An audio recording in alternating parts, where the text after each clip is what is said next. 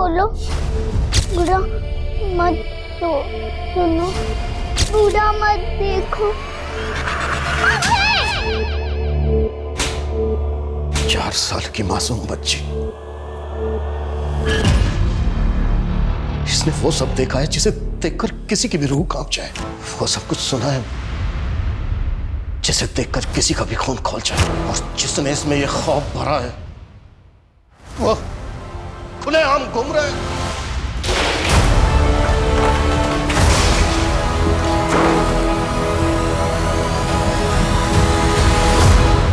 छोड़ूंगा नहीं मैं उसे।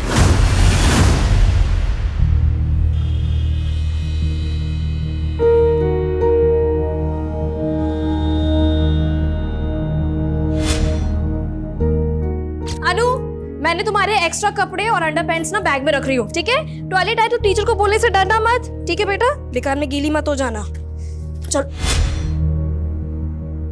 अनु, ये क्या किया तुमने बेटा? अभी तो तैयार किया था बच्चा मैंने तुम्हें। चलो चलो जल्दी उठो। नहीं, मुझे ड्राइंग करनी है। अरे मेरी माँ बना लेना ड्राइंग, स्कूल से आने के बाद बनाना। चलो अभी चलो जल्दी जल्दी। पूरी भी बनानी है, बहुत सारे काम करने हैं, तैयार होना है, स्कूल जाना है ना? संजना, अन्नू तैयार हो गई? अरे यार, रोज इसके स्कूल की वजह से ना ऑफिस जाने के लिए लेट हो जाता हूँ मैं।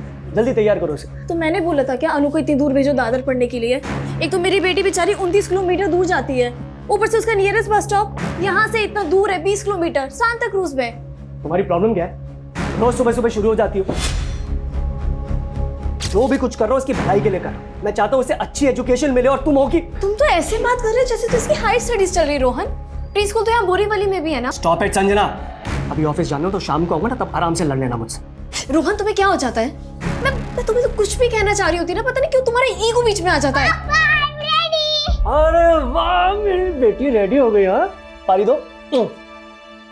चले स्कूल? ओके, शाम को आएंगे ना तो पापा आपको आइसक्रीम खिलाएंगे। बताओ कौन सा फ्लेवर खाओगे? चॉकलेट। अरे वाह, वेरी गुड। ये लो लंच बॉक्स। हाँ अच्छा सुनो, हाँ? अमरीश को बोल देना इसे टाइम से पिक कर ले। हाँ मैं बोल दूंगी। सुनो तो सही, थोड़ा हंस के जाओ। Bye bye.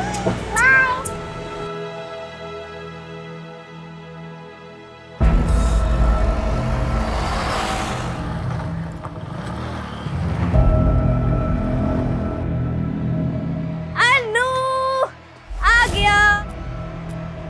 अरे अरे मैं कहाँ जा रही हूँ? अरे अमरीश अमरीश अमरीश रुको, नाश्ता कर लो। नहीं नहीं दीदी, फ्रेंड्स के साथ पढ़ाई करने जाना है। नेक्स्ट वीक से एग्जाम है ना। और दीदी, वो अनु को मैं पिक नहीं कर पाऊंगा एग्जाम्स खत्म होने तक। ठीक है कोई बात नहीं, मैं मैनेज कर लूंगी। चल चाय पी ले, उसके बाद जाना। नेक्स्ट टाइम दीदी, please please, next time please. अरे इससे बड़ी जल्दी आज।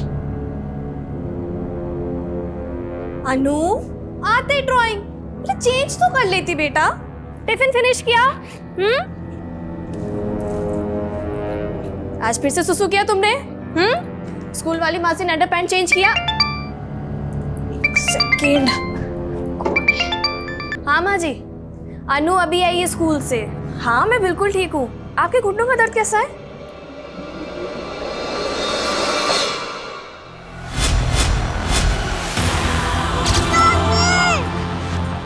एक मिनट, मैं आपसे बाद में बात करती हूँ।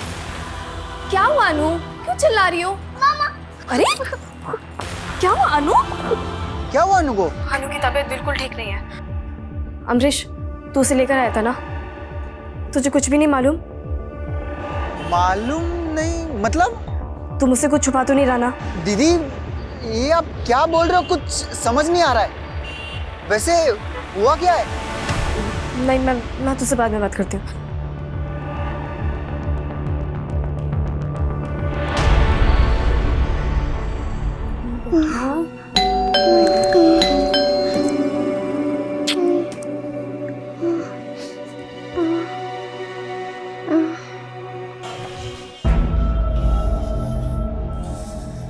कॉफी बना दो, जब ये और लड़ना बाकी है।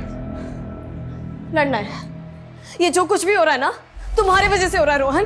तुम्हारी वजह से क्या हुआ अनु को? अनु को बुखार है। तो दवाई दी कि नहीं? हाँ दे दी। ये तो ठीक हो जाएगी, इतना क्या सोच रही है? लेकिन क्या? अरे लेकिन क्या हुआ है, बोलो ना। कुछ नहीं, तुम नहीं समझोगे रोहन। इधर आओ, मैं नहीं समझूंगा। दिमाग खराब है क्या तुम्हारा? जब देखो उल्टी बातें करती रहती हो।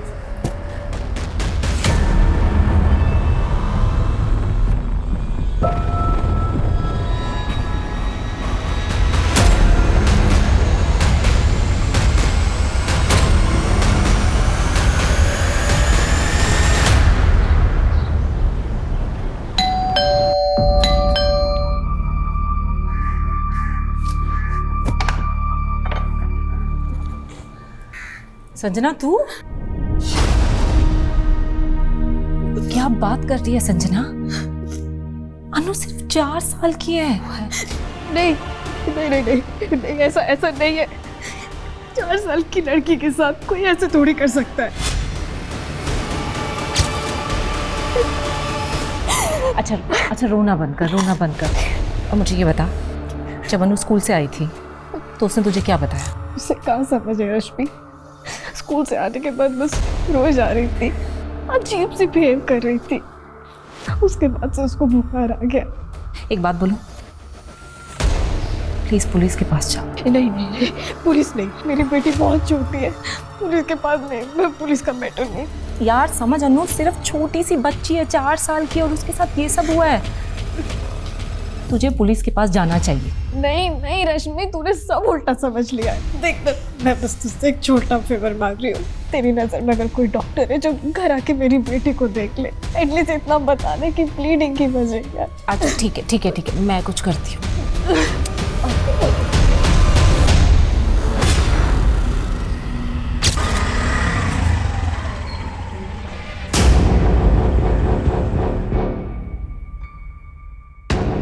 क्या अनु सिर्फ 4 साल की है? जी सर, लेकिन अन्नू की मदर श्योर नहीं है कि अन्नू के साथ, और सर उसकी मदर ने मुझे ये भी बताया अन्नू के प्राइवेट पार्ट्स में उसने इंजरीज भी देखी।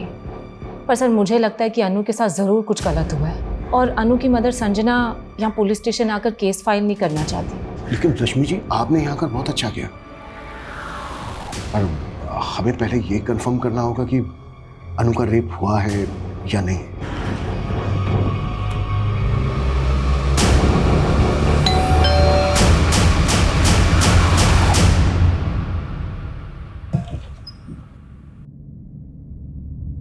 रश्मि, संजना, ये डॉक्टर अंजलि प्रसाद है, गायनेकोलॉजिस्ट। नमस्ते मैम। नमस्ते। ये आप?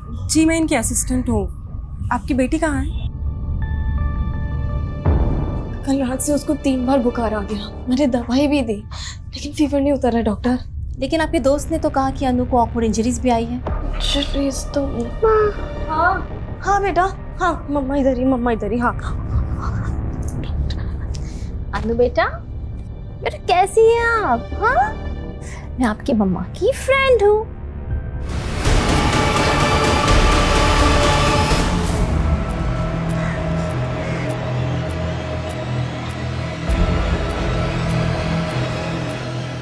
संजना जी, मैं police inspector Abhimanyu Jindal. Inspector ji, आपकी फ्रेंड रश्मि ने हमें सब कुछ बता दिया है, और अभी डॉक्टर ने भी कंफर्म कर दिया है। रश्मि ने आपको? देखिए, मैं आपकी उलझन समझ सकता हूँ। रेप विक्टिम की 90% फैमिलीज बिल्कुल ऐसा ही सोचती हैं जैसा आप सोच रहे हैं। मेरी बेटी बहुत छोटी है सर, मेरी बेटी 4 साल की है, सिर्फ 4 साल की। उसके साथ कोई ऐसा। इसी बात को लेकर तो मैं भी परेशान हूँ संजना जी। मेरी भी एक बेटी है, मैं भी एक बेटी का बाप हूं। देखिए, मैं इस केस को सिर्फ एक ऑफिसर की तरह नहीं देख रहा हूं। संजना जी प्लीज हमें बताइए, अनु के साथ किसने किया ये सब? संजना जी, ये क्या हुआ है हमारी अनु के साथ? आप अनु के फादर? जी, आप कौन? मैं police inspector Abhimanyu Jindal. Sir आप 2 मिनट मुझे अपनी वाइफ से बात करने दीजिए। इधर आओ। रश्मि को बता दी, पुलिस को बता दी, मुझे कुछ नहीं बताया। बताने की कोशिश की थी मैंने तुम्हें, लेकिन तुम सर मैं आपके हाथ जोड़ती हूँ सर आप प्लीज चले जाइए। मेरी बेटी बहुत छोटी है सर, ना तो उसमें इतनी हिम्मत है कि वो आपके सवालों के जवाब दे। संजना जी मैं समझ सकता हूँ कि आप पूरी तरह से टूट चुकी हैं, लेकिन प्लीज मेरी बात समझिए। वो क्रिमिनल इस वक्त आजाद घूम रहा है। ऐसे पेडोफिल पूरी सोसाइटी के लिए खतरा है। ये सिर्फ एक क्राइम करके नहीं रुकते हैं। देखिए, अगर उसको नहीं रोका गया तो आज उसने आपकी अनु को नुकसान पहुंचाया है, कल वो किसी और अनु को नुकसान पहुंचाएगा। प्लीज समझिए मेरी बात को। और मैं नहीं जानती सर किसने किया मेरी बच्ची के साथ। देखिए संजना जी, ये कब हुआ, कैसे हुआ, कुछ तो अंदाजा होगा आपको। तो मेरी बच्ची स्कूल गई थी, बहुत अच्छी थी, बहुत खुश थी। फिर जब वापस आई तो अरे क्या हुआ अनु? छोड़। अनु ने कुछ तो बताया होगा आपको। अनु की तो जुबानी से सिल गई सर। सर आप क्यों परेशान कर रहे हैं हमें? देख नहीं रहे हम आपसे बात करने की हालत में नहीं है अभी। प्लीज जाइए। मुझे नहीं लगता कि अनु आपको कुछ बता पाएगी, और मैं ये सजेस्ट भी नहीं करूँगी कि आप उससे बात करके उसे वो सब याद दिलवाएं। सर वो सिर्फ 4 साल की है, मेंटली और फिजिकली दोनों लिहाज से हेल्पलेस है। उसे इस ट्रॉमा से बाहर निकालना ही हमारी प्रायोरिटी है। और हमारी प्रायोरिटी है अनु के गुनहगार को जल्द से जल्द पकड़ना, वो भी विक्टिम के स्टेटमेंट के बिना। सर अनु की ये ड्राइंग किस बात का इंडिकेशन दे रही है? ये देखिए सर, ये तीसरा बंदर जो बुरा ना देखने की सीख देता है, पर ये तो देख रहा है। क्या इस ड्राइंग का क्रिमिनल के साथ कुछ लेना देना हो सकता है? गांधी जी के 3 बंदरों में से एक बंदर की सीख है कि बुरा मत देखो, लेकिन शायद ये बुरा देख रहा है। हो सकता है सर सीख देने वाला ही अपनी सीख के विपरीत काम कर रहा है। लेकिन सीख देने वाला कौन? टीचर या फिर अनु के स्कूल से जुड़ा हुआ कोई? और सर एक बात बहुत अजीब है, अनु रहती बोरीवली में है लेकिन उसका स्कूल दादर में है। बोरीवली से दादर लगभग 29 से 30 किलोमीटर दूर है। मुंबई जैसा शहर जहां पर हर 2 किलोमीटर में एक स्कूल है, तो अन्नू के पेरेंट्स के सामने ऐसी क्या वजह रही होगी कि वो अन्नू को अपने घर से इतनी दूर पढ़ने के लिए भेज रहे हैं? रोज इसके स्कूल की वजह से ना ऑफिस जाने के लिए लेट हो जाता हूँ मैं। जल्दी तैयार करो इसे। तो मैंने बोला था क्या अनु को इतनी दूर भेजो दादर पढ़ने के लिए? सर अनु दादर के सेंट एल्बर्ट इंटरनेशनल स्कूल में पढ़ती है, जिसकी बस यहाँ सेंटा क्रूज से अवेलेबल है। सर अनु के फादर सुबह 8:30 बजे बोरीवली से अनु को यहाँ सेंटा क्रूज बस स्टॉप पे ड्रॉप करते हैं और वहाँ से वो बीकेसी चले जाते हैं जहाँ उनका ऑफिस है। सर ये बस का फर्स्ट पिकअप पॉइंट है, यहाँ से अनु के अलावा और कोई बच्चा बोर्ड नहीं करता। इसका मतलब अनु की छुट्टी के बाद जब अनु की बस अनु को ड्रॉप करती है सेंटा क्रूज, तब भी अनु बस में अकेली होती है? हाँ सर, और सेंटा क्रूज से अनु के ग्रैंड पेरेंट्स उसे पिक करते हैं।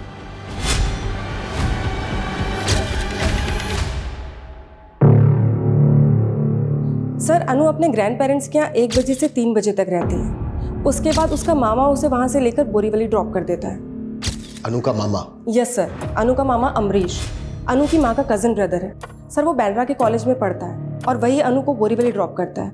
अनु की माँ संजना के मुताबिक सुबह स्कूल जाने से पहले अनु बहुत खुश थी, तब उसने ये 2 बंदर बनाए थे, बुरा मत बोलो बुरा मत सुनो, और स्कूल से आने के बाद उसने ये तीसरा बंदर बनाया था, बुरा मत देखो, और तब वो परेशान थी।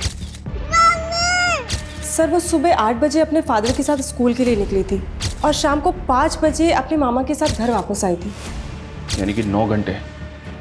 इसका मतलब सर अनु के साथ जो कुछ भी हुआ है वो इन 9 घंटों में हुआ है। इन 9 घंटे में जो 1-1 मिनट अनु के साथ बीता है, उसे हर एक मिनट की मुझे डिटेल्ड इन्फॉर्मेशन चाहिए। अनु के स्कूल से शुरुआत करते हैं, लेकिन जांच हमें बहुत संभल कर करनी होगी, क्योंकि वो पीडोफाइल अलर्ट हो सकता है। हमें सब कुछ बहुत ही अच्छे से ऑब्जर्व करते हुए आगे बढ़ना है। Is that clear? Yes sir. Sir अभी आपने जो कहा ना पीडिया फाइल, मुझे उसका मतलब समझ नहीं आया। ठरकी, ऐसे लोग जो स्पेशली बच्चों को अपनी हवस का शिकार बनाते हैं, और ऐसे लोग लड़के लड़कियों में भी फर्क नहीं करते। इन्हीं की बदौलत हर घंटे में एक बच्चा मोलेस्टेशन का शिकार हो रहा है, और इससे पहले कि वो किसी दूसरे बच्चे को अपनी हवस का शिकार बनाए, हमें उस तक पहुंचना होगा।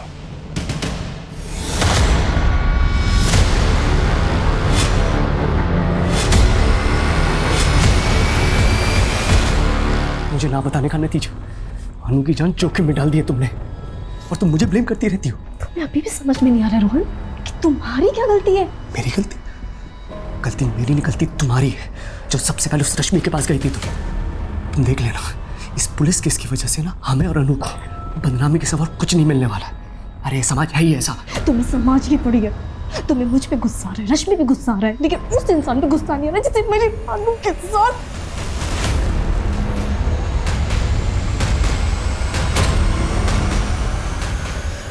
प्लीज मुझे और मेरी बेटी को अकेला छोड़ दो।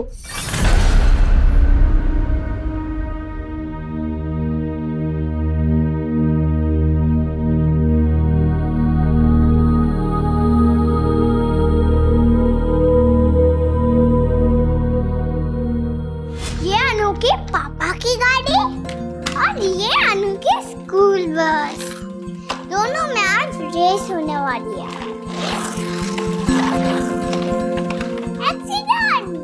एक्सीडेंट? अरे बाप रे, ये अनु के पापा की गाड़ी और स्कूल बस में कब रेस हुई? आज ही तो फिर जीता कौन? पापा, पापा ऑलवेज विन।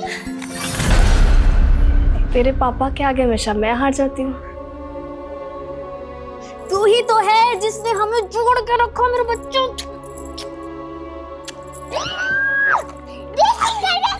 चलो रेसिंग करते, चलो।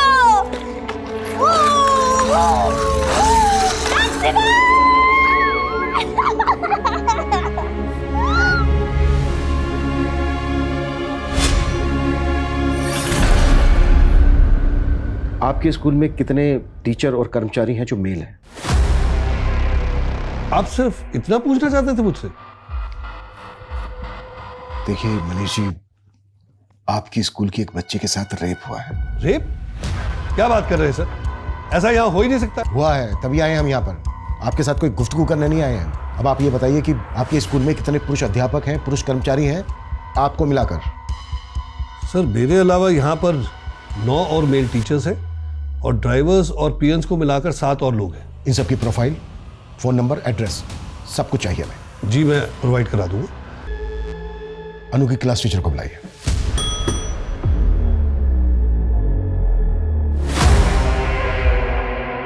सर मुझे तो यकीन ही नहीं हो रहा कि अनु के साथ ऐसा भी कुछ हो सकता है। अनु की मदर ने हमें बताया कि उस दिन अनु ने ये ड्राइंग बनाई थी। उसने स्कूल आने से पहले सुबह ये 2 मंकी ड्राइंग किए थे और स्कूल से घर जाने के बाद उसने ये मंकी ड्राइंग किया। आप क्लास टीचर हैं, उसकी अनु को अच्छी तरह से समझती होंगी। आप कुछ बता सकती हैं ये ड्राइंग क्या इंडिकेट करती है? Sir no idea. Sir even Friday को मैंने ही अनु को बस अटेंडेंट को हैंडओवर किया था और वो खुश भी थी। अनु की बस अटेंडेंट शीला, वो भी फीमेल है। और बस ड्राइवर विजय, वो मेल है। ये जो बस अटेंडेंट शीला है और वो ड्राइवर विजय, इन दोनों को बुलाइए, मिलना है मैम से। सर वो तो छुट्टी के बाद बच्चों को ड्रॉप करने चले गए।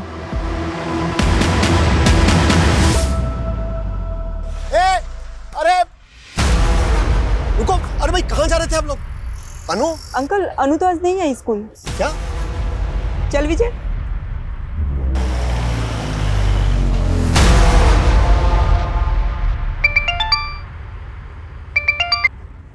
हाँ जतिन। हेलो शीला, कहाँ है तू? बस में हूँ, बोल क्या बात है?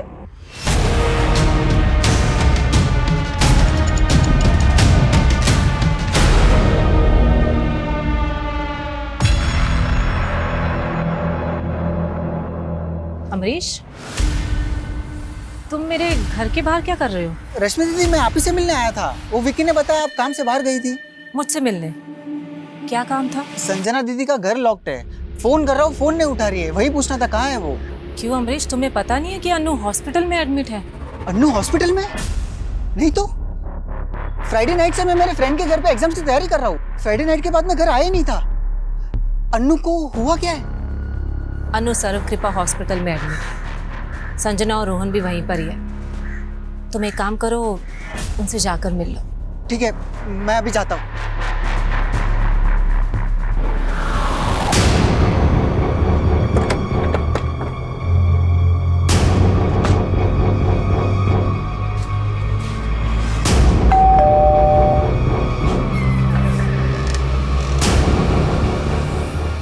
जी आप अनु की दादी हैं? जी हाँ। विक्की, बेटा क्या हुआ है, ऐसे क्यों बैठे हो? कुछ नहीं, बस पैर में दर्द हो रहा है। दर्द हो रहा है, कहीं गिर गए थे? नहीं।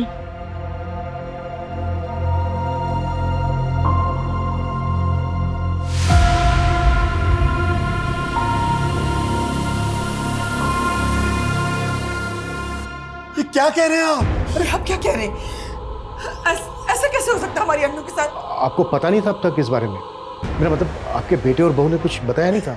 नहीं, लेकिन अभी संजना से सनीचर को बात हुई है, फिर इतना कहा कि अन्नू को हल्का सा बुखार है बस। हाँ, और हम सोच रहे थे कि वो ठीक हो गई होगी, लेकिन आज दोपहर को जब मैं उसे बस स्टॉप पर लेने गया तो पता चला कि वो स्कूल गई ही नहीं है। अंकल, अनु तो आज नहीं आई स्कूल। उसके बाद मैंने रोहन को फोन भी किया, उसने भी कुछ नहीं बताया।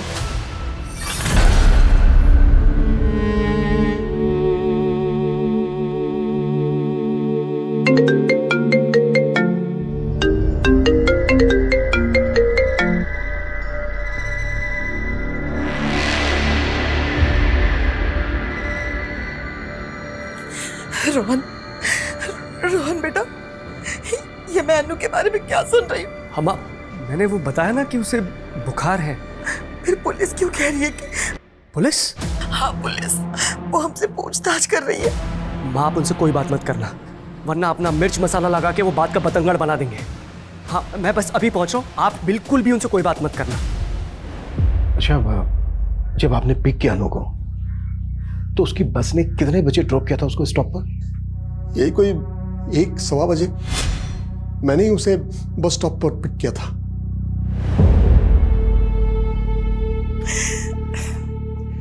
ये लो, मैं जरा अपने दोस्त से मिल के आता हूँ। उसके बाद मैं शाम तक घर आया, लेकिन तब तक अनु अपने मामा के साथ घर जा चुकी थी। रमेश जी, जब आपने अनु को बस स्टॉप से पिक किया तो कैसी थी वो? कुछ चेंज लगा आपको उसमें दूसरे दिनों के मुकाबले? नहीं, वैसे तो ठीक ही लग रही थी, लेकिन हाँ, थोड़ी चुप चुप सी थी। और उसकी दादी ने भी कहा कि उसने ठीक से खाना भी नहीं खाया था। तो क्या लगता है आपको, अनु के साथ जो ये हादसा हुआ वो स्कूल में हुआ होगा या फिर बस में? मैं नहीं कह सकता सर, लेकिन हाँ, बस में वो लास्ट स्टॉप पर उतरती थी और सेकेंड लास्ट स्टॉप भी खार का है, तो ये 15 मिनट वो बस में अकेली ही होती थी। खार से लेकर सेंटा क्रूज तक बस में अनु के साथ 2 ही लोग होते थे, लेडी अटेंडेंट और ड्राइवर। इन पर शक है आपको? हाँ, ड्राइवर। तो रमेश जी, आपके कहने का मतलब ये है कि... 1 मिनट सर, अभी इस बारे में हम कुछ भी बात नहीं कर सकते, मेरे बेटे ने मना किया। ये कैसी बात कर रही हैं आप? देखिए, अगर आप लोग बात करने से कतराएंगे तो अनु के गुनहगार तक कैसे पहुंच पाएंगे हम? लेकिन मेरा बेटा तो... ये भी तो सही कह रहे हैं। एक तो पहले ही अनु का एडमिशन इतने दूर करवा दिया और ऊपर से ये... रमेश जी, आप वो ड्राइवर की कुछ बात कर रहे थे। ये ड्राइवर जैसे लोगों पर ना ज्यादा भरोसा नहीं कर सकते। क्या साहब, हमेशा क्या हम ड्राइवर लोग ही बुरे होंगे? गरीब है तो क्या गुनहगार बना दोगे? ज्यादा शान पट्टी नहीं मेरे साथ, समझा? और वैसे भी तू बचने वाला तो है नहीं बेटा। अनु जैसे ही ठीक होगी ना, वो सब बता देगी। साहब, अनु जितनी मेरी खुद की बेटी है। छी, इतना गंदा नहीं है मैं। देख Sheela, second last bus stop पे अनु के अलावा सारे बच्चे उतर जाते हैं। वहाँ से सेंटा क्रूज तक 15 मिनट अनु सिर्फ तुम्हारे और ड्राइवर के साथ रहती है।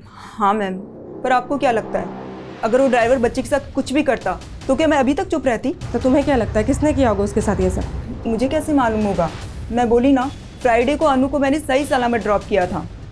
जो हुआ होगा उसके बाद हुआ होगा। और तुम ये इतने दावे के साथ कैसे कह सकती हो? क्योंकि आखिरी बार जब अनु को देखा था वो बिल्कुल ठीक थी।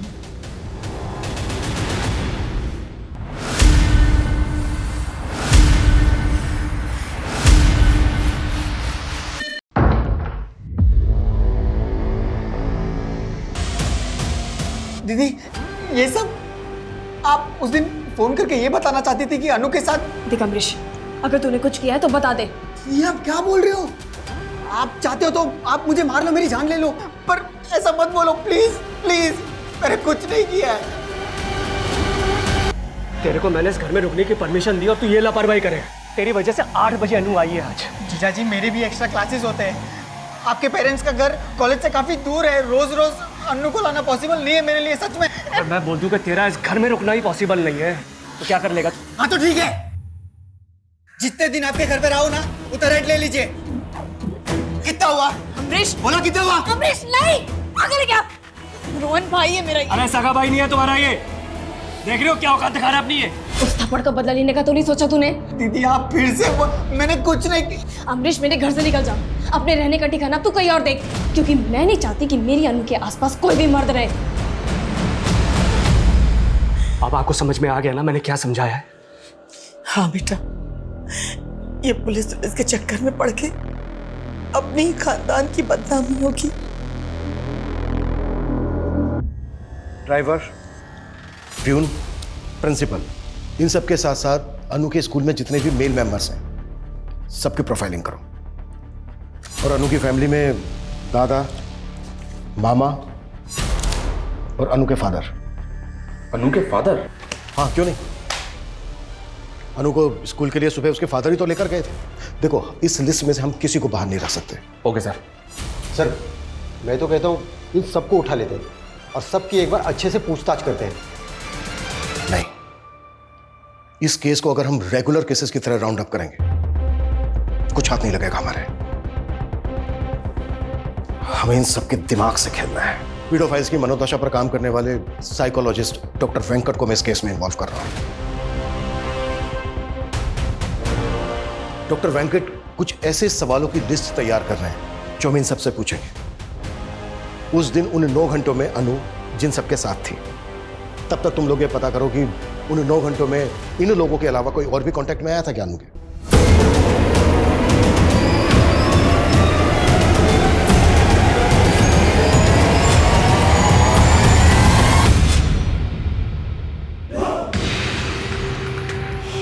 हैप्पी टिड्डे विकी। टिड्डे? हाँ टिड्डे, दंत दिवस। उमेश, कैसे सोच लेते हो तुम ऐसी बातें? हाँ, दंत दिवस भी होता है क्या? क्यों नहीं हो सकता? सोच के देखो ना, जैसे लाखों लोग एक साथ बैठकर योगा करते हैं, ठीक वैसे लाखों लोग एक साथ बैठ के दांत घिसेंगे। एनीवेज, अच्छा विकी बेटा, जाओ बाहर जाके खेलो, वरना उमेश अंकल अपने बोरिंग जोक से तुम्हें और बोर कर देंगे।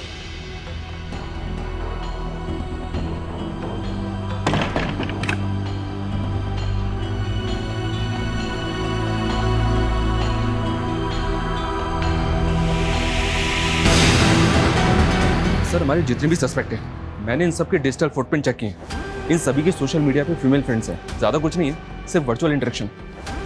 सोशल मीडिया पे आजकल ये कॉमन है। चैट हिस्ट्री कैसी है, वल्गर है या फिर नॉर्मल? विकी और अमरीश की चैट हिस्ट्री में कहीं कहीं वल्गैरिटी नजर आती है, और इन सब की ब्राउजिंग हिस्ट्री में जाएं तो लगभग ये सब के सब पोर्न साइट्स पे जाते हैं। आंकड़ों के मुताबिक 85 से 90% internet user porn site visit करते हैं। लेकिन सर, प्रॉब्लम यह है कि इन डिजिटल फुटप्रिंट्स के बेसिस पे हम इनमें से किसी को भी अनु का रेपिस्ट साबित नहीं कर सकते। लेकिन शर्मा, इन सब की मानसिकता को समझना बेहद जरूरी है। साइकोलॉजिस्ट डॉक्टर वेंकट आ रहे हैं जो इस केस में हमारी मदद करेंगे।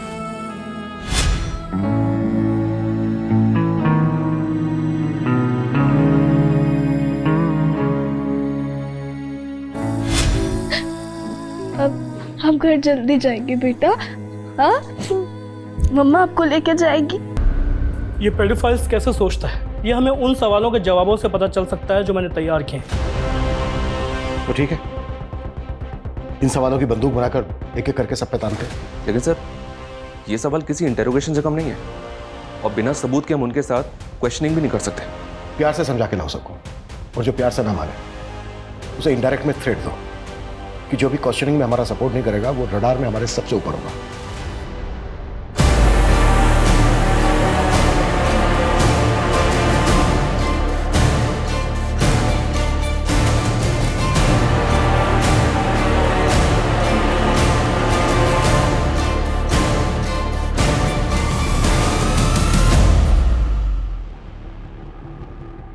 क्या साहब आप लोग फिर से ले आए? एग्जाम है तेरा, पास कर और निकल जा। कैसा एग्जाम साहब? क्विज शो है, जैसा टीवी पे आता है ना, बिल्कुल वैसा। उधर सर टीवी में तो रोकड़ा मिलता है, इधर क्या मिलेगा? लालच। पहला सवाल तेरा लालच से जुड़ा है। कोई करोड़ रुपए के बदले में तुझसे अपनी बच्ची को बेचने के लिए कहे तो क्या करेगा तू? क्या वाहियात बात कर रहे हैं सर आप? सिर्फ हाँ या ना में जवाब दे। नहीं सर, माइनर या छोटे बच्चों के साथ कभी सेक्स करने की इच्छा हुई है तेरी? नहीं साहब, कसम खाता हूं मेरे। हाँ या ना? नहीं। अच्छा, इसको देख के बता, इसको देखकर क्या कहेगा तू? छी, क्या फोटो दिखा रहे हैं सर आप? एक 60 साल के बुजुर्ग से आप ऐसे वाहियात सवाल पूछेंगे? साइकोलॉजी टेस्ट है रमेश जी। आपकी वाइफ भी नहीं है यहाँ पर, बता दीजिए। आप समझते क्या है मुझे? देखिए, आप मुझे ऐसा फोर्स नहीं कर सकते। तो ये सवाल आप स्किप कर रहे हैं, ठीक है? आपका अगला सवाल इस तस्वीर में है। छी, क्या है ये बकवास देखने के लिए आपने मुझे बुलाया है? मैं यहाँ नहीं रुक सकता, जा रहा हूं मैं यहाँ से। सर प्लीज बैठिए। अरे लेकिन आप प्लीज कोऑपरेट कीजिए हमारे साथ। लेकिन मैं प्लीज सर। सर ये आप क्या बोल रहे हो? मैं मामा हूं उसका। आप चाहे ना तो आप 4 थप्पड़ मार लो। 4 थप्पड़ बहुत कम है तेरे लिए। अगर सच सामने आया और ये पता चला कि ये सब तेरा क्या धरा है, तो चारों दिशाओं से पिटेगा तू। सर माँ की कसम, मैंने कुछ नहीं किया है, मैं सच बोल रहा हूँ। मुझसे ये सवाल पूछना बंद कर दीजिए प्लीज, मैं सच में कुछ नहीं किया है। मैं अनु का फादर हूँ। किस बेसिस पर टॉर्चर कर रहे हैं आप मुझे? रोहन जी, देखिए हमें आपसे कुछ सवाल पूछने हैं, उनका आप जवाब दे दीजिए। मुझे आपके किसी भी सवाल का जवाब नहीं देना है। पहले आप अनु का रेप केस फाइल नहीं कर रहे थे और अब आप हमारे सवालों से भाग रहे हैं। तो क्या करें? आप ही लोगों ने इतना परेशान जो कर रखा है हमें, और ये सब कुछ हो रहा है उस रश्मि की वजह से। खुद उसका तो कैरेक्टर खराब है ही, और उसकी वजह से हम भी बदनाम हो रहे हैं। देखिए मैं ये नहीं कह रहा हूँ, लेकिन उसकी सेक्स लाइफ ना कम एक्साइटिंग नहीं है। उसके अफेयर्स की वजह से उसके पति ने उसे छोड़ा था। जाइए पूछिए उससे। आपके ये सारे सवालों के ना बहुत एक्साइटिंग जवाब मिलेंगे आपको। लेकिन अगर आपने मुझे हैरेस किया ना, तो मैं मानहानि का दावा ठोक दूंगा आप पर।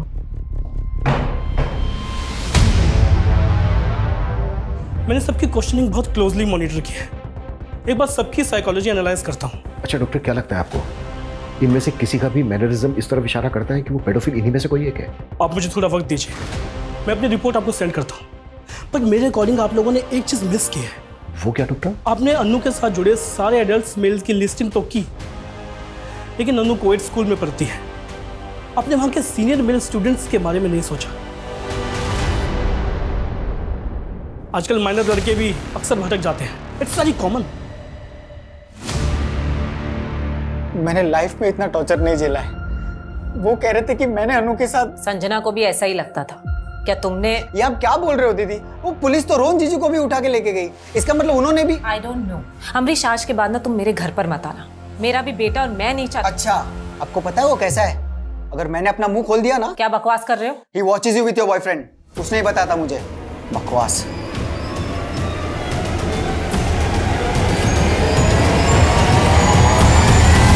हम अनु के स्कूल के बाकी मेल स्टूडेंट की प्रोफाइलिंग तो कर रहे हैं, पर एक बात है, रश्मि का बेटा विकी, इसका अनु के साथ काफी इंटरेक्शन था। इनफैक्ट कई दफा तो अनु विकी के साथ उसके घर में भी खेलती थी। रश्मि का बेटा? अच्छा, रोहन का कहना है कि रश्मि के कई अफेयर हैं। रश्मि का एक बॉयफ्रेंड है उमेश, इसके बारे में पता कर रहे हैं। पर मेरा ऐसा मानना है सर कि हमें विकी के बारे में भी डिटेल में पता करना चाहिए। अच्छा, डॉक्टर वेंकट की रिपोर्ट आई है और वो इंडिकेट करती है कि हमारे जितने भी मेल सस्पेक्ट हैं, उनमें से जो ये आदमी है, इसने जो सेक्स रिलेटेड क्वेश्चंस पे जो रिएक्ट किया है और उनका जवाब देने में जितना टाइम लगाया, उससे यही लगता है कि इस आदमी का सेक्स को लेकर नजरिया बहुत ही स्ट्रेंज है। मे बी ये सेक्स को लेकर किसी भी हद तक जा सकता है। तो मतलब सर आप ये कहना चाहते हैं कि हमें इसको और क्लोजली मॉनिटर करना चाहिए? करेक्ट। इसकी पास्ट एक्टिविटीज पता करो और इसके हर मूवमेंट पे नजर रखो।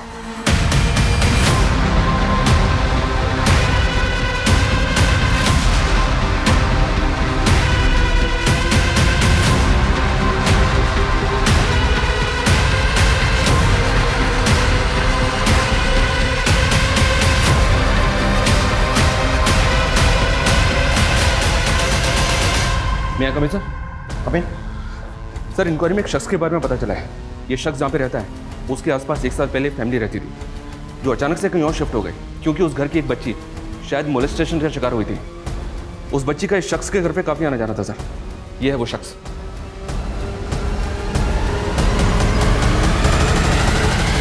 डॉक्टर वेंकट ने भी अपनी रिपोर्ट में इसी को इंडिकेट किया था। शर्मा, मूव।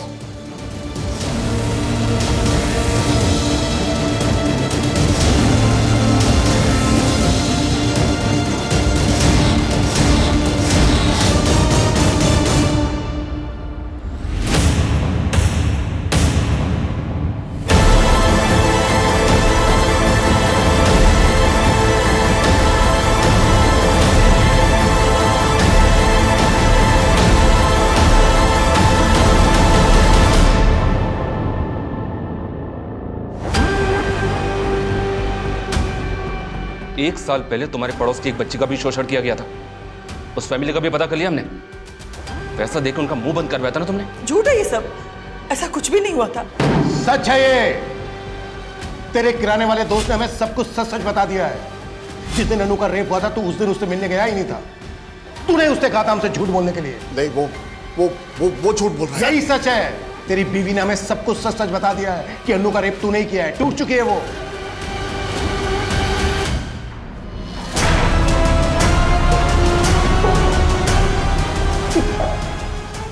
अब सब कुछ सच सच बोलेगा या फिर मैं मेरे तरीके से बुलवाऊं? नहीं, मैं बोलता हूं। दरअसल उस दिन जब मैं अनु को घर ले आया तो मेरी बीवी घर पे नहीं थी। मैंने भांग ली थी। थक चुकी थी अपने पति से, तंग आ चुकी थी उनके करतूतों को देख के।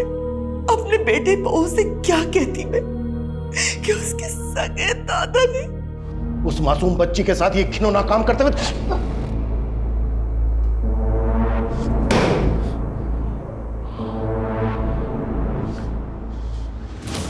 अगर तू उम्र दराज नहीं होता तो तू सोच भी नहीं सकता कि मैं तेरी क्या हालत करता।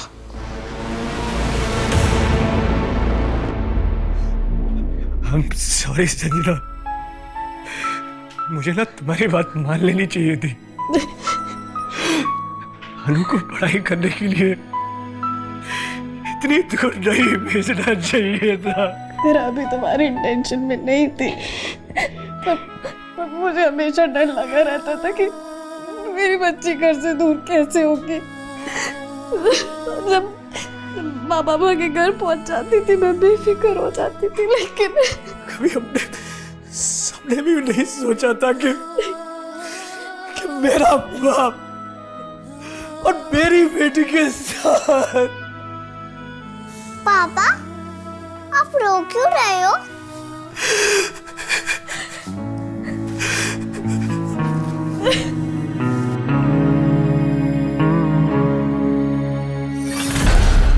मैंने कहा था ना, ये जो पीडोफाइल होते हैं, ये जिन मासूम बच्चों को अपना शिकार बनाते हैं, उनमें से 90% बच्चे अपने पेरेंट्स, अपने गार्जियंस को कुछ बता ही नहीं पाते हैं। और ये लोग अपना टारगेट बदलते रहते हैं। इस केस में भी ऐसा ही हुआ। रमेश का गुनाह 1 साल पहले बाहर आ सकता था, लेकिन रमेश के पड़ोस में जो फैमिली रहती थी उसने केस ही रिपोर्ट नहीं किया। वो रमेश की वाइफ, वो रमेश का गुनाह जानते हुए भी उसकी शील्ड बनी रही।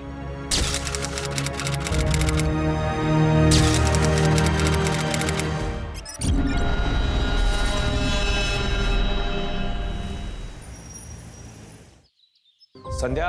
हाँ आ रही हूँ। ये लीजिए आपका टिफिन।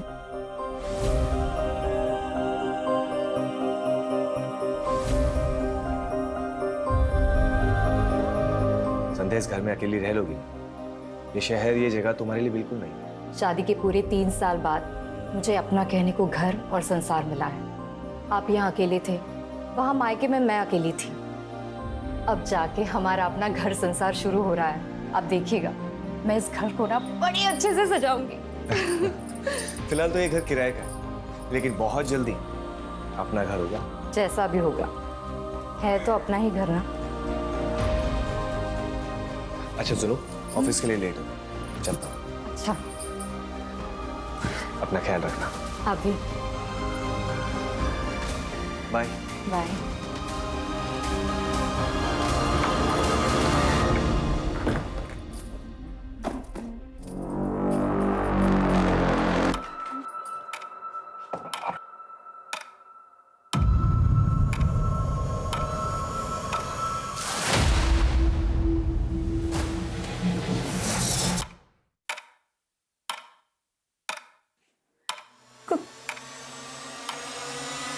कौन है?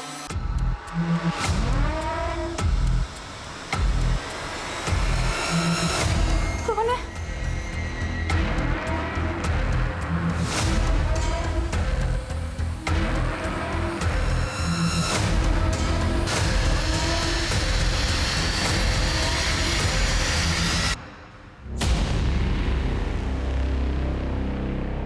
बहुत डर लगता है आपको?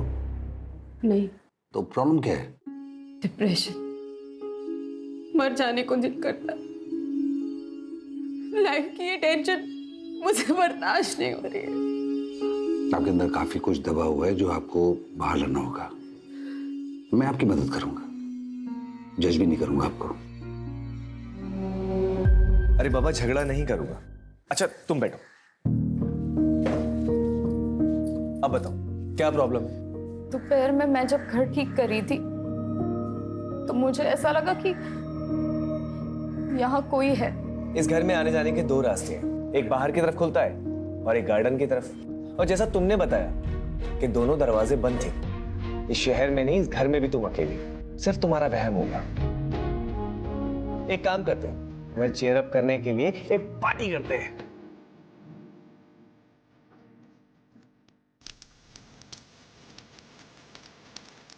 ये सब तुम्हारे लिए है। इस हसीन पल को बहुत सुंदर और बनाने के लिए, आज की रात को अपनी लाइफ में संजो के रखने के लिए एक सेल्फी तो बनती है।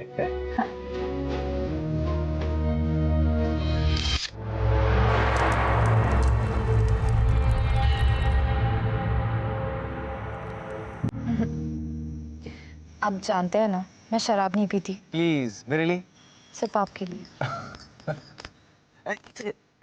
चीयर्स। चीयर्स।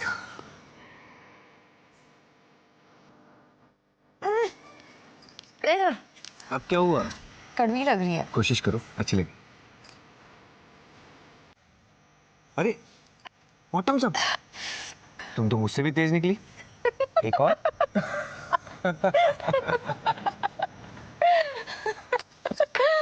अब मुझे दोनों क्यों दिखाई दे रहे हैं?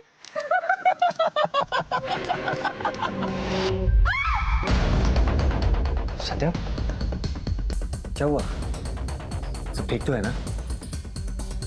यहाँ कुछ तो है, मतलब इस घर में कुछ तो गड़बड़ है। मुझे बहुत डर लग रहा है। ये सब तुम्हारा वहम है, कुछ भी नहीं है। देखो नहीं नहीं, कुछ है यहाँ पे, कुछ तो है। अच्छा अच्छा ठीक है, मैं हूं ना तुम्हारे पास। तुम सो जाओ, सो जाओ।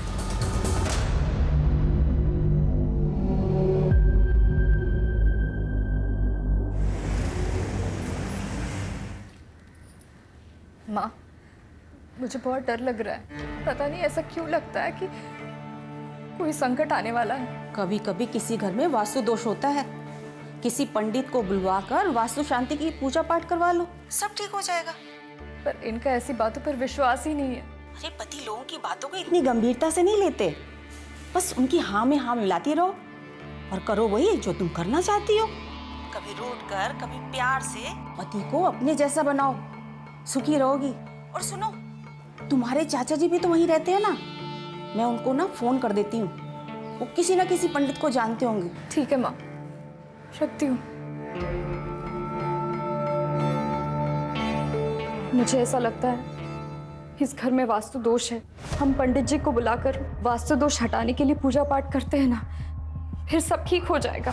देखो संध्या, ये ग्रह नक्षत्र वास्तु ये सब बेकार की बात है। शादी के बाद 3 साल तक मुझे मायके रहना पड़ा। मैंने कभी कुछ नहीं कहा।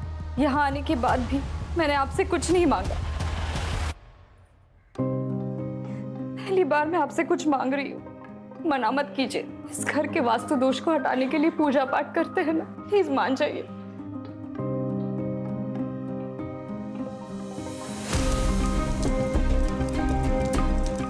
ओम भू स्वाहा तत्सवितुर्वरेण्यं भर्गो सर्वार्थ साधिके शरण।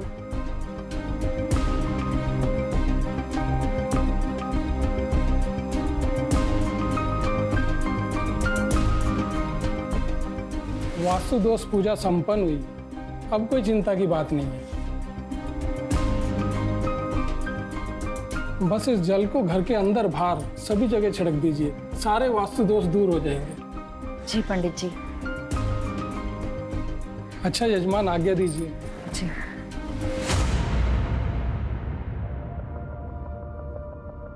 सुनिए, ये आपका टिफिन। संध्या, लेट हो रहा ऑलरेडी।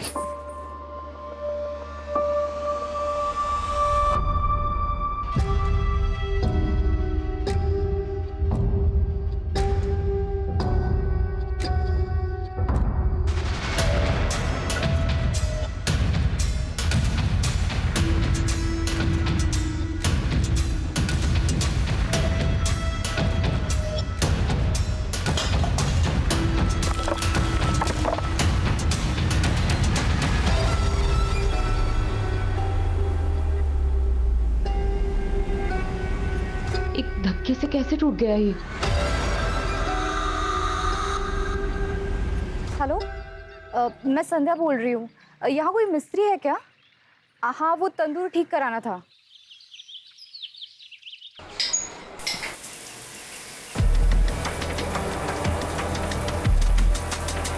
तुलिका टॉवल देना।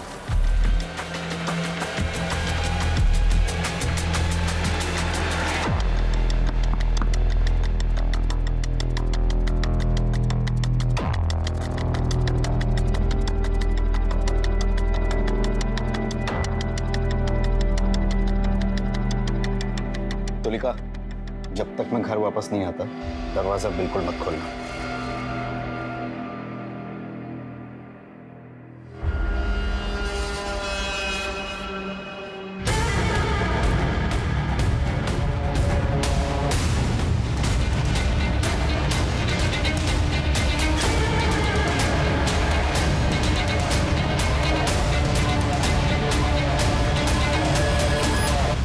तुलिका, अब तो मैरिड लाइफ कैसी चल रही है? I mean love life. Married life और लव लाइफ बहुत अलग अलग होते हैं सर। मेरी शादी एक पैसे वाले अधेड़ उम्र के आदमी से हुई थी। हस्बैंड वाइफ का रिश्ता तो बस नाम का ही था। ना वो मुझे कभी हस्बैंड का सुख दे पाए और ना मुझे कभी वाइफ होने का सुकून मिला। मेरी जिंदगी बस एक कोरा कागज बनकर रह गई। ऐसे में मेरी जिंदगी में कोई ऐसा आया जिसने मेरी पूरी जिंदगी बदल कर रख दी।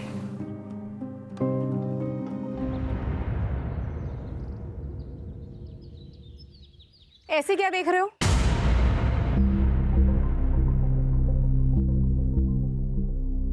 आप हैं ही इतनी खूबसूरत, बचपन से फैन रहे हैं आपके। लगता है आपने हमें पहचाना नहीं। रजत? बाप रे, कितने बड़े हो गए तुम। नहीं। अरे वाह, मुझे तो नाश्ते पे किसी ने बुलाया ही नहीं। तुम कोई मेहमान हो क्या? फैमिली मेंबर हो। हक से बैठो और हक से खाओ। अरे वाह, आपके हाथ के बने खाने का स्वाद तो पूरी दुनिया में कहीं नहीं मिल सकता। ये कर दो, ये कर दो, ये कर दो।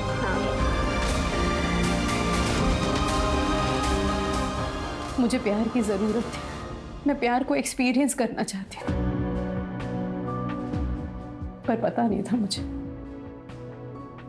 कि वो प्यार मुझे एक ऐसे रिश्ते से मिलेगा जिसे पाप समझा जाता है। मैडम, इसकी तो बहुत ज्यादा हालत खराब हो चुकी है। अगर इसको रिपेयरिंग करूंगा ना तो धड़धड़ा के गिर जाएगा। इससे बढ़िया अगर नया बना के दे दूं आपको। भैया, आपको जो करना है जल्दी कीजिए, शाम तक तैयार हो जाना चाहिए। हो जाएगा मैम, शाम।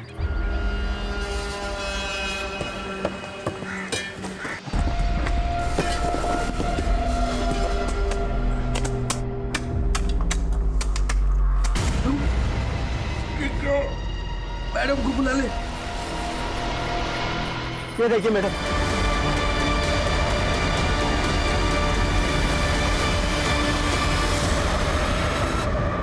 देखने में तो लाश 8-9 महीने पुरानी लग रही। सर, लाश तो आधी से ज्यादा डिकम्पोज्ड हो चुकी है। कौन रहता है इस मकान में?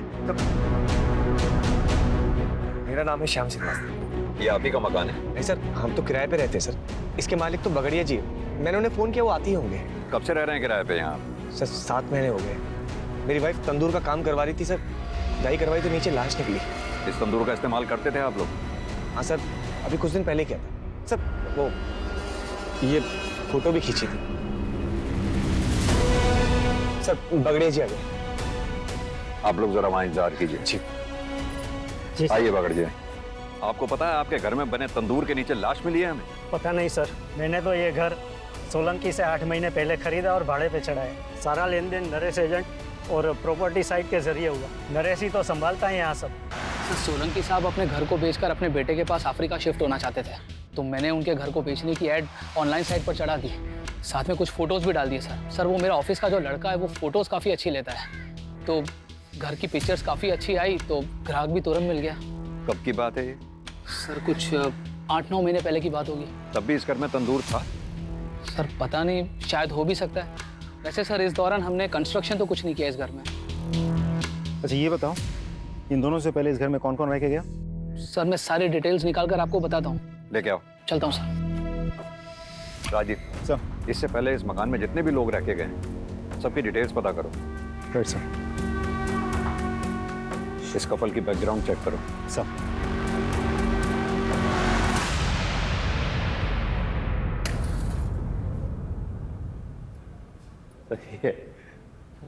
अरे वाह, शादी के 3 साल होने के बाद भी इतना प्यार कैसे कर लेते हैं? अरे भाई करना ही पड़ता है।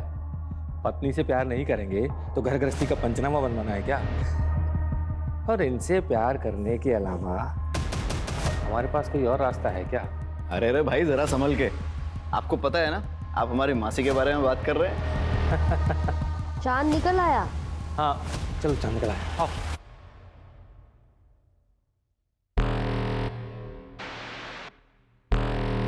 हर शादी प्यार के भरोसे पर नहीं चलती। कुछ शादियां मजबूरी की वजह से चलती रहती हैं। अगर आपकी शादी में सब कुछ ठीक ठाक था तो ऐसी कौन सी मजबूरी थी जो आपको परेशान कर रही थी? मजबूरी नहीं सर, ज़रूरत। मेरे पति का पहला और आखिरी प्यार उनका बिजनेस और पैसा ही है। मेरी ज़रूरतों का तो उन्होंने कभी ख्याल ही नहीं रखा।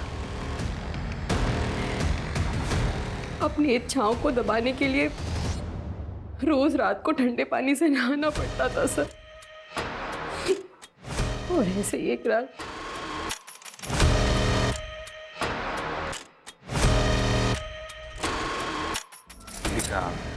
बहुत थक गया हूँ, नींद आ रही है।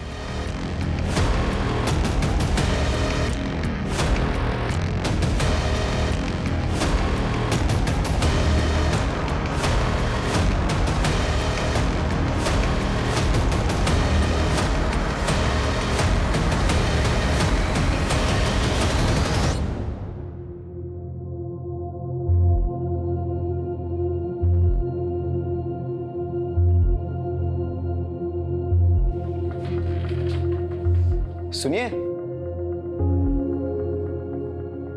आप इतनी रात को नहा धोकर? तुम नहीं समझोगे। पढ़े लिखे हैं हम, सब समझते हैं और आपकी तकलीफ भी समझते हैं, लेकिन आप फिक्र मत कीजिए, हम हैं ना।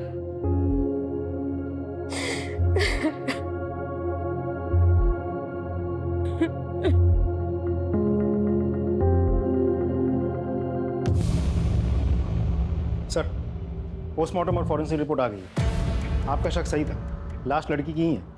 मौत करीब 7 से 8 महीने पहले हुई है। उस दौरान किसी लड़की की मिसिंग कंप्लेंट आई थी क्या? एक औरत ने मिसिंग कंप्लेंट लिखवाई थी सर, लेकिन सर वो औरत कुछ दिनों के बाद वापस आई और मिसिंग कंप्लेंट वापस ले लिया। मिसिंग कंप्लेंट की किसने दी? सर उसका नाम तबस्सुम जहां है। और मिसिंग कौन हुआ था? सर तबस्सुम जहां की भांजी, उसका नाम गजरा है। साहब उस घर में ना कुछ बाराती रुके हुए थे, नाच गाने की फरमाइश थी, तो मैंने अपनी एक लड़की गजरा को वहाँ भेज दिया, पर वो वापस आई ही नहीं। तो फिर मैंने पुलिस थाने जाकर रिपोर्ट लिखवा दी। फिर वो दूसरे दिन ही वापस आ गई, पूरा बाटली मार के बेवड़ी पड़ी थी। फिर जैसे ही उसको होश आया तो वो घर पे आ गई। फिर मैंने भी थाने जाकर रिपोर्ट वापस ले ली। गजरा है कहाँ, बुलाइए। उसे टीबी हो गया था ना साहब, तो नाच गाना छोड़ के वो अपने गाँव चली गई। उसका फ़ोन नंबर दीजिए। नंबर था साहब, लेकिन मोबाइल मैंने दिया था ना उसको, तो जाते समय वो मोबाइल दे के गई। ठीक है, तो पुराना वाला नंबर दे दीजिए। सर वो तो मैंने बेच दिया मोबाइल। घर का पता तो होगा, वो दे दीजिए। मेरे पास नहीं है साहब। राजीव, दाल में कुछ काला है। गजरा को ढूंढो पहले तो। और हाँ, इस तबस्सुम की भी डिटेल्स निकलवाओ।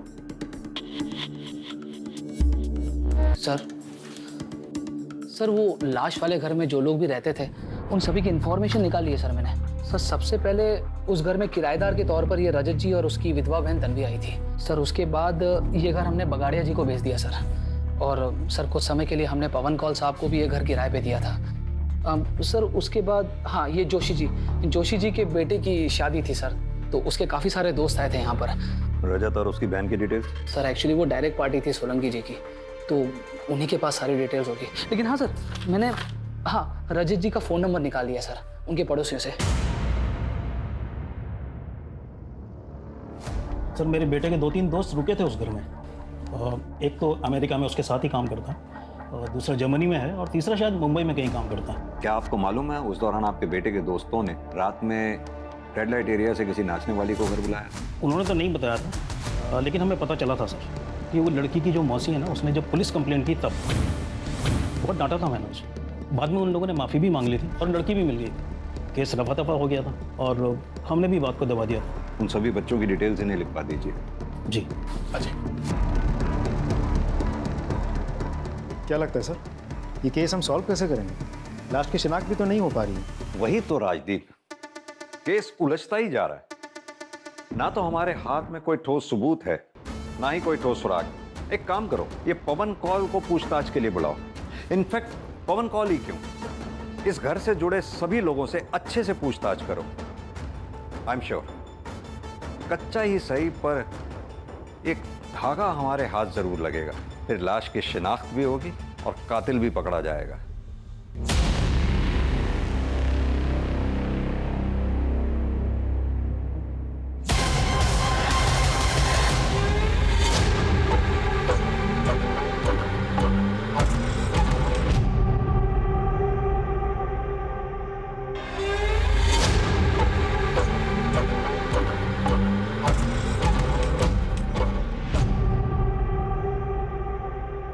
सर हमारा एक और फ्रेंड था समीर, काफी टाइम से उससे कोई कांटेक्ट नहीं हुआ है। वो शायद मुंबई में रहता है सर। कौन से कॉलेज में पढ़े हो आप लोग? Sir city college sir. City college से समीर का एड्रेस लो और समीर की सारी डिटेल्स निकालो। Right sir. फंक्शन के दौरान जिस घर में तुम्हारे दोस्त रुके थे, उस घर में बने तंदूर के बारे में कुछ जानते हो? नहीं सर, हम तो ऑल द टाइम हॉल में ही थे, वहां जाने की कोई नीड ही नहीं पड़ी सर हमें। जरूरत पड़ी तो फिर बात करेंगे तुम्हारे साथ। सर, शाम के बारे में सारी इन्फॉर्मेशन निकाल ली। 3 साल पहले शाम की शादी संध्या से हो तो गई थी, लेकिन इंटरेस्टिंग बात यह है कि साथ ही उसके ऑफिस कोलीग प्रीति के साथ उसका अफेयर भी चल रहा था। सर एक बात और, प्रीति ने भी 7 महीने पहले ही अपने ऑफिस से रेजिग्नेशन दिया था और उसके बाद से अब तक ना किसी ने प्रीति को देखा है और ना ही प्रीति के साथ किसी की बातचीत हुई है। राजीव, ये प्रीति की डिटेल्स निकालो। अब समझ में आया श्याम शादी के बाद 3 सालों तक अपनी वाइफ को मायके से वापस क्यों नहीं लेके आया। इस श्याम को भी लेके आओ। सर, ये बात सच है कि सर प्रीति से मेरा अफेयर चल रहा था, लेकिन बड़े ही रिस्पेक्ट और रिगार्ड के साथ हम दोनों अलग हो गए। अब प्रीति कहाँ है? सर मुझे नहीं पता सर। सर उसका फोन भी बंद आ रहा है सर। उसने अपना सोशल मीडिया से अकाउंट भी डिलीट कर दिया। सर तेरे घर में तंदूर के नीचे जो लाश मिली वो कहीं प्रीति की तो नहीं है? सर नहीं, ऐसा नहीं हो सकता सर। मैं प्रीति से बहुत प्यार करता हूँ सर, मैं उसे क्यों मारूंगा? ऐसा भी तो हो सकता है कि प्रीति को तेरी शादी के बारे में पता चल गया था और तुझे इस बात का डर था सबके सामने हुआ कि पोल ना खोल दे, इसके वजह से तूने उसको मार दिया ना? सर मैं सच कह रहा हूँ सर। सर मैंने कुछ नहीं किया सर। सर इसके फोन से प्रीति की फोटोग्राफ्स लो, उसका नंबर लो और उसे कांटेक्ट करो। फोन दे।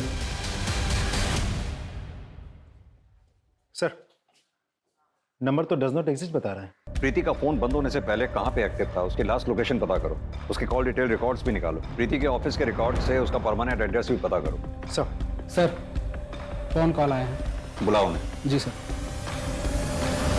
देखिए सर, मेरे बेटे के जनेऊ संस्कार का फंक्शन था, बहुत सारे रिश्तेदार आए थे, इसलिए मैंने वो घर कुछ दिनों के लिए किराए पर लिया था। आपके रिश्तेदार जो उस घर में ठहरे थे, क्या उनमें कोई महिला भी थी? नहीं सर, वहाँ तो सारे जेंट्स रुके हुए थे। सारी लेडीज मेरे घर पे रुकी हुई थी और उनमें से कोई भी ना तो गायब है और ना ही किसी की डेथ हुई है। उस घर में आपने अपने रिश्तेदारों के लिए क्या किसी तंदूर का इस्तेमाल किया था? सर सारा खाना तो मेरे घर पे बन रहा था और ये एक धार्मिक कार्यक्रम था, इसलिए भोग तो अपने घर की रसोई में ही बनता है ना, फिर मैं वहाँ तंदूर क्यों लगवाऊंगा। ठीक है मिस्टर कौल, अभी आप जा सकते हैं, जरूरत पड़ी तो फिर बुलाएंगे आपको। Thank you sir. अब सिर्फ रजत ही बचा है। राजीव, भोपाल जाके रजत से अच्छे से पूछताछ करो। सर। शुक्ला, प्रीति के पेरेंट्स का पता लगाओ और प्रीति के बारे में पूछताछ करो। Right sir. धीरे धीरे मेरे और रजत के बीच की नजदीकियां बढ़ने लगी। आप इतना सब कुछ सह क्यों रही हैं मेरे साथ? अपने दिल के हाथों मजबूर होकर मैंने एक फैसला लिया और उस एक फैसले ने मेरी पूरी जिंदगी बदल दी। प्रीति ने तो हम सबसे ही रिश्ता तोड़ दिया है, हम नहीं चाहते थे कि वो अकेले इंदौर जाए और वहां जाकर नौकरी करे, पर उसके तो शुरू से ही बड़े बड़े सपने थे। बस उन्हीं को पूरा करने के लिए घर छोड़कर चली गई। जब से गई है ना कोई कॉल ना कोई मैसेज। देखिए, हमें एक लाश मिली। बॉडी की शिनाख्त के लिए हमें आप दोनों लोगों के डीएनए सैंपल की जरूरत है। तुम नरेश के यहाँ काम करते हो? जी सर। तुम्ही ने वो वेबसाइट पे फोटोज अपलोड किए थे? जी सर। तो जब तुमने वो फोटोग्राफ्स लिए थे तो वहाँ तंदूर था क्या? हाँ सर था, लेकिन मुझे अंदर बाहर के फोटो लेने को कहा था तो मैंने निकाले और अपलोड कर दिए। लेकिन तुमने जो फोटोग्राफ अपलोड किए उसमें तो तंदूर हमें दिखा नहीं। सर साइट फोटो अपलोड करने की लिमिट होती है तो इसलिए मैंने ज़्यादा नहीं निकाले। ठीक है, तुम जा सकते हो। जरूरत पड़ेगी तो फिर बुलाएंगे। सर उस घर में रहने वाले पुराने टेनेंट रजत का पता चल गया। कहाँ का रहने वाला हो? भोपाल का सर। राजदीप सर पता करो। राइट।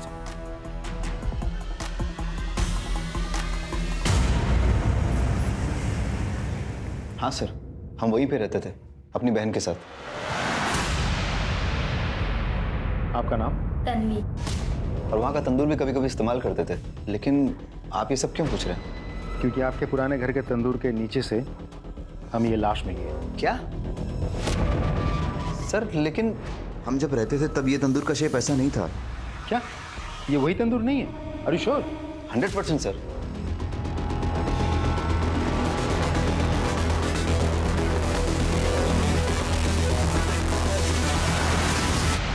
रजत ने राजदीप को बताया कि उसने पिक में जिस तंदूर की फोटोग्राफ देखी वो वैसी नहीं है जैसी उसने उस घर में देखी थी। यानी कि ये जो कुछ भी घटना घटी है वो रजत के मकान छोड़ने के बाद घटी। उस एरिया के आसपास जितनी भी बिल्डिंग मटेरियल शॉप्स हैं वहां पता करो कि पिछले 7-8 महीनों में ये हमारी सस्पेक्ट्स लिस्ट में से क्या कोई ऐसा है जिसने तंदूर बनाने जैसा सामान, सरिया, चूना, सीमेंट इत्यादि, और सबसे इंपॉर्टेंट जीटी ब्रांड की ईंटें जो हमें मौकाए वारदात से मिली थी, खरीदी हैं। हर एरिया में एक वॉचमैन होता है। वॉचमैन को पता होता है उस एरिया की एक्टिविटीज के बारे में। इस एरिया के वॉचमैन से बात करो, देखते हैं क्या बताता है।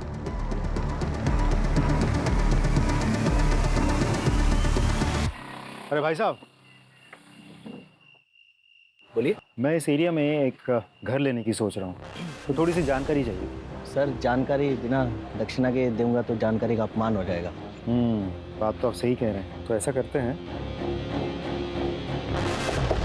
अब बात करें? हाँ हाँ साहब, अब तो बात हो सकती है। मैंने इस एरिया में एक घर देख रखा है, लेकिन सुना है कि उसके पड़ोस वाले घर में कुछ भूत भूत का चक्कर है। अरे सर आप बात तो सही कह रहे हैं, लेकिन भूत भूत कुछ नहीं होते।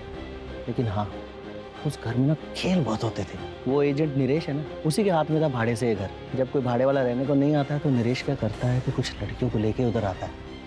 अच्छा एक बात बताओ, नरेश ने उस घर के गार्डन में कभी कंस्ट्रक्शन का कोई काम करवाया था? वो एक नंबर का कंजूस है, एक दमड़ी नहीं खर्च करता है। लेकिन हाँ, जब लड़की की बात आती है ना तो उसकी जेब से धड़ाधड़ नोट निकलते हैं। अच्छा। हाँ। मैंने क्या किया सर? मैंने कुछ नहीं किया सर। मैं सब बताता हूँ सर, मैं सब बताता हूँ सर, सब बताता हूँ सर। राजदीप,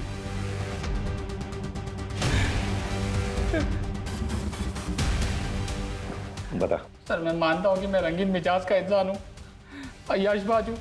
उस घर में मैं लड़की लेकर आता था पैसे देकर एंजॉय करने के लिए, लेकिन सर मैंने किसी का मर्डर नहीं किया सर। मैंने सच्ची में किसी का मर्डर नहीं किया सर। ये भी तो हो सकता है तूने किसी को अय्याशी के लिए बुलाया हो, किसी बात पे अनबन हो गई हो, तुझे गुस्सा आया, तूने उसे मार दिया, गाड़ दिया वहां पर, अब हमारे सामने शराफत का नाटक कर रहा है। नहीं सर। राजीव सर, इसकी सारी हिस्ट्री और ज्योग्राफी निकालो। सर मेरा यकीन मानिए सर, मैंने कुछ नहीं किया। मैंने कुछ नहीं किया सर। मैं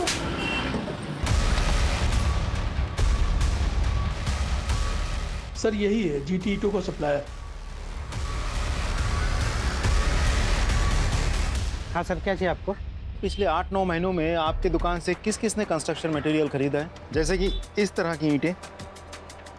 सर हमारे पास हर खरीद का रिकॉर्ड रहता है। मैं जितनी जल्दी हो सके आपको सब डिटेल पहुंचा दूंगा। ठीक, थैंक यू।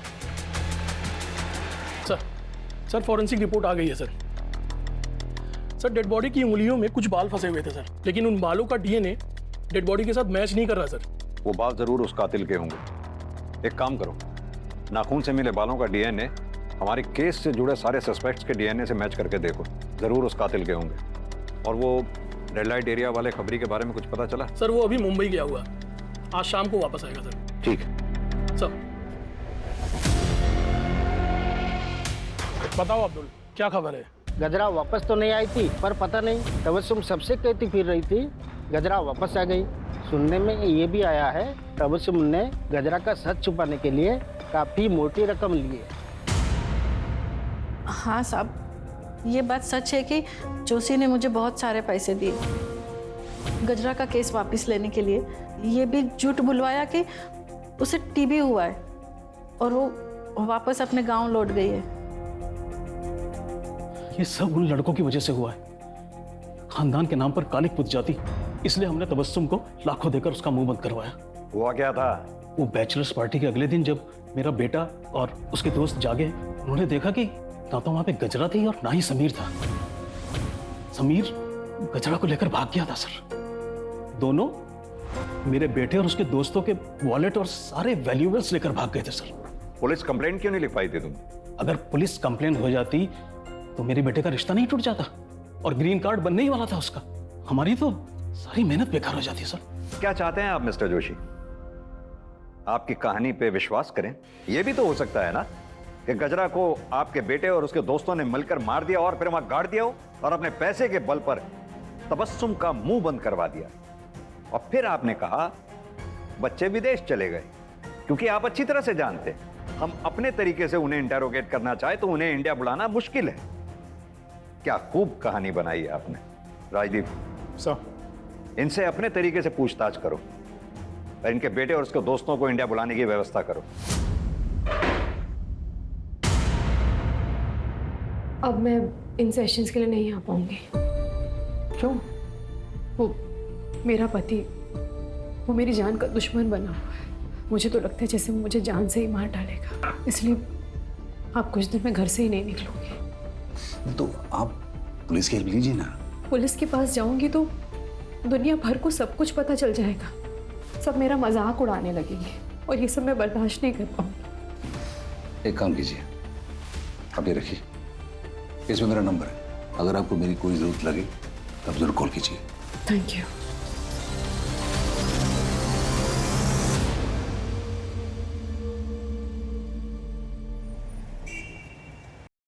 समीर के आधार कार्ड नंबर से हमने मोबाइल ऑपरेटर से पूछताछ की है।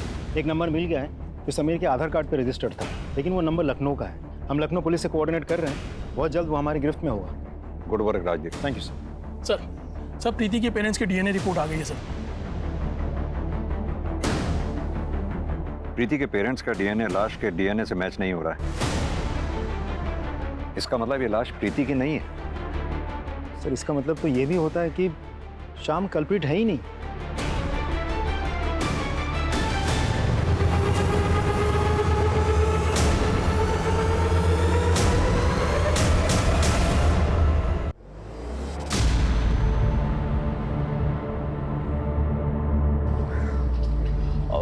सर मैं हूं समीर, आप लोग मुझे ही ढूंढ रहे थे और ये है गजरा।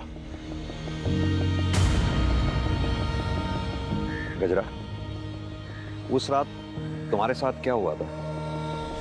मैंने सभी से रिश्ते नाते तोड़ दिए और हमने एक नई जिंदगी की शुरुआत की। हम ये कैसे मान लें कि यही गजरा है? कोई आईडी वगैरह है आपकी?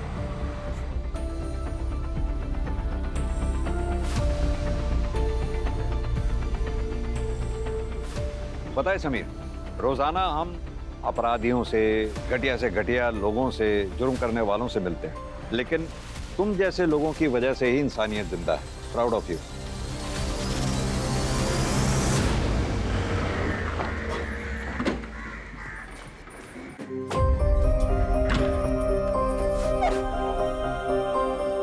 संध्या जी, आपके घर में जो लाश मिली थी वो प्रीति की नहीं है और उस लाश के साथ आपके पति का कोई कनेक्शन नहीं है। आपके पति निर्दोष है। भगवान ने मेरी सुन ली। मैं पूरे 11 नारियल की पूजा करूंगी। अब हम इस घर में नहीं रहेंगे, कहीं और जाकर रहेंगे। अच्छा हुआ कि इस मनहूस घर को छोड़ के जा रही हो। अरे श्रापित है ये घर, जो यहाँ रहने आता है सब पागल हो जाता है। चलो देरी हो रही है। मैडम एक्सक्यूज मी, एक मिनट। जी। आपने वहाँ ऐसा क्यों कहा कि इस घर में जो भी रहता है पगला जाता है? वो रजत था ना, पुराना टेनेंट, उसकी बहन तन्वी, उसका भी यही हाल हुआ था। एक दिन मार्केट में मैंने बड़बड़ाते देखा था उसको। नहीं। तन्वी, अपनी क्या हालत बना रखी है तूने? चल मेरे साथ चल। वो तन्वी थी ना, वो बहुत बड़ी डिप्रेशन में चली गई थी। मैंने उसको साइकेट्रिस्ट से मिलने का सलाह दिया था, नंबर भी दिया था। 1-2 सेशन की, उसको सुधार आने लगा था और उसके बाद छोड़ दी। ये देखिए मुंह पे निखार भी आने लगा था, तभी टाइम का वो फोटो है ये।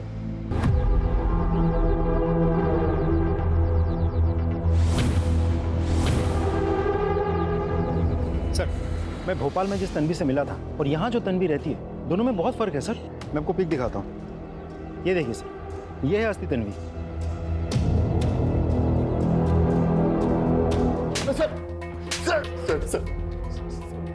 सर मैं सच कह रहा हूँ सर, मुझे नहीं पता कि तन्वी कहाँ है। मुझे लगा आप लोग मुझ पर शक करेंगे, इसलिए मैंने अपनी गर्लफ्रेंड को तन्वी बनाकर पेश कर दिया। तुझे कैसे नहीं पता कि तेरी बहन तन्वी कहाँ है? बोल। सर वो हमारा झगड़ा हो गया था, फिर मैं उसे छोड़कर भोपाल चला गया। उसके बाद से मैंने कोई कांटेक्ट नहीं रखा उससे सर मैं सच कह रहा हूँ सर। कहीं ऐसा तो नहीं जिस लड़की की तेरे घर में तंदूर के नीचे लाश मिली वो तन्वी की हो, जिसे तूने मार दिया और वहां गाड़ दिया? सर भगवान की कसम खा के कह रहा हूँ सर मैंने किसी को नहीं मारा। इसका डीएनए सैंपल लो और लाश के नाखून से जो हमें बाल मिले थे उसके डीएनए से मैच करके देखो। चल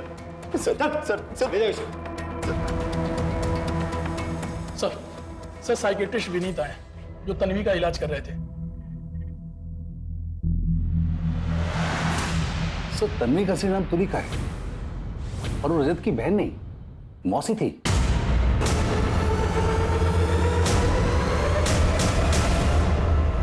सर तुलिका को ये डर लग रहा था कि उसका हस्बैंड कहीं उसको मार न डाले, और हमारे लास्ट सेशन में तो वो ये भी कह रही थी कि वो कई दिनों तक घर से बाहर निकलेगी नहीं। मेरा पति, वो मेरी जान का दुश्मन बना, इसलिए आप कुछ दिन में घर से ही नहीं निकलूंगी। एक्चुअली डर के मारे उसकी हालत काफी खराब हो रही थी।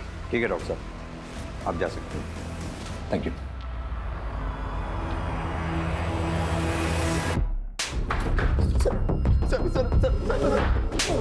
सर बताता हूँ सर मैं बताता हूँ सर मैं बताता हूँ सर। बता। सर तुलिका मुझसे मुझे बहुत अच्छी लगती थी सर, फिर हमारा अफेयर शुरू हुआ और फिर हम दोनों घर छोड़कर भाग गए सर। लेकिन सच कह रहा हूँ सर मैंने किसी को नहीं मारा सर, मैंने तुलिका किसी को नहीं मारा। तुलिका तेरी मासी है या कुछ और? इसकी असलियत तो तेरी माँ ही हमें बताएगी। अपनी माँ का नंबर और पता दे। तो मर गए दोनों मेरे लिए, मुंह दिखाने लायक नहीं छोड़ा। देखिए हम आपकी परेशानी समझ सकते हैं, लेकिन आपके बेटे रजत और तुलिका ने आपके साथ जो किया वो गलत था। लेकिन हमें शक है कि हमने जिस लाश को बरामद किया है वो आपकी बहन तुलिका की ही है, और वो तभी साबित होगा जब उस लाश का डीएनए आपके साथ मैच होगा। दरअसल तुम तुलिका से नफरत करते थे, इसलिए तुमने तुलिका को मार डाला। नहीं सर। शुक्ला, इनका डीएनए सैंपल लो, लाश के नाखून पे जो बाल मिले थे उनके डीएनए से मैच करके देखो। सर, मौका वारदात में मिली उन ईंटों को लेकर हमने गहरी छानबीन की। उस तरह की ईंटें उन 3 महीनों के अंतराल में करीब 40 मिस्त्री और कॉन्ट्रैक्टर को बेची गई थी। हमने सबसे पूछताछ की, लेकिन किसी का भी कंस्ट्रक्शन का काम तब नहीं चल रहा था जब हमें उस तंदूर के नीचे गड़ी लाश मिली थी, सिर्फ एक को छोड़कर। कौन है वो? सर मिस्त्री रमेश, लेकिन वो फरार है। सर हमें लुकआउट नोटिस जारी करना पड़ेगा। आओ। सर डीएनए रिपोर्ट्स आ गई हैं, ये रही सर। सर डेड बॉडी के साथ मिले बालों का डीएनए किसी भी सस्पेक्ट के साथ मैच नहीं कर रहा सर, लेकिन सर रजत की मां का डीएनए डेड बॉडी के साथ मैच हो गया। यानी कि लाश तुलिका की ही है। ये तुलिका के कॉल डिटेल रिकॉर्ड्स निकलवाओ। Right sir. सर मिस्त्री रमेश के बारे में पता चल गया, दीवार में कहीं छुपा बैठा है। ले आओ सर।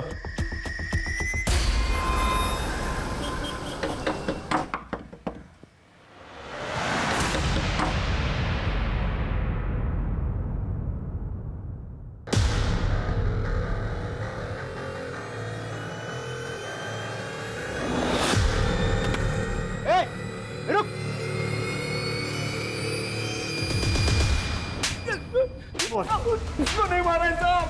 किसी को नहीं मारा है। तो फिर देवास में क्यों छुप के बैठा था? बोल। जब से तंदूर के नीचे से लाश मिलने की खबर आई मैं घबरा गया था साहब। लेकिन क्यों घबरा गया था? साहब क्योंकि 4 लाश दफन थी साहब, मैंने उसी पे तंदूर बना दिया था, लेकिन मैंने मारा नहीं है साहब। तूने नहीं मारा तो फिर किसने मारा? वो साहब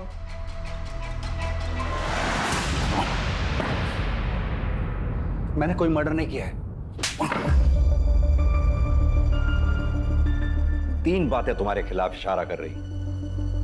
पहला, हमारे पास तुम्हारे मोबाइल लोकेशन रिपोर्ट जो साबित करती है इस बात को कि तुलिका के मर्डर के समय तुम वहीं थे।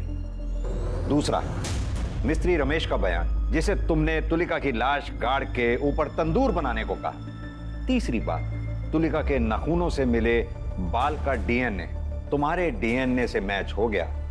रिपोर्ट आई जाएगी, तुम्हें बताना ही पड़ेगा सब कुछ अपने बारे में। तो अब तुम खुद बताओगे या हम अपने तरीके से पता करें डॉक्टर विनीत? बताता हूं।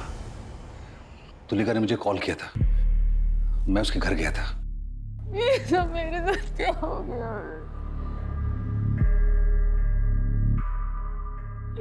चलो।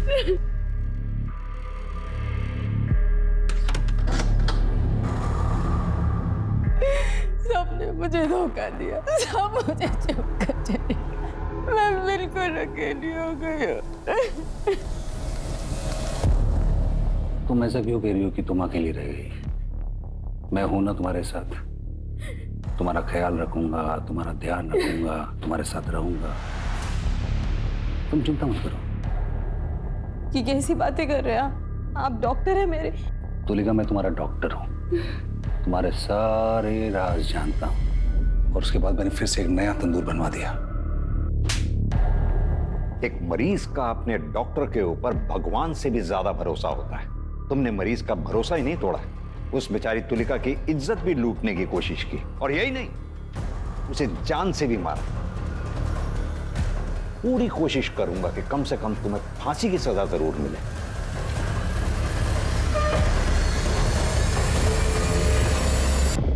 क्राइम पेट्रोल्स के और भी दिलचस्प कहानी देखने के लिए हमारे चैनल को सब्सक्राइब करें और बेल आइकॉन दबाना न भूलें।